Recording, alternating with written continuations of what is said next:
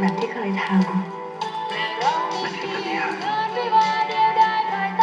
ที่เราได้อยู่กันที่นี่เหมือนกับที่ผมได้มาเกิดใหม่คือปกป้องและก็รักคุณเอง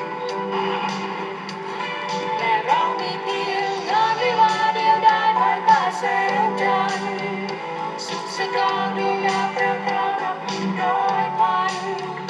รวมกันเป็นพยานแห่งรักที่ไม่มีพิธีใดจะสำคัญเหนือใจ ภาพแบบที่เคยทำมันคือปาฏิหาริย์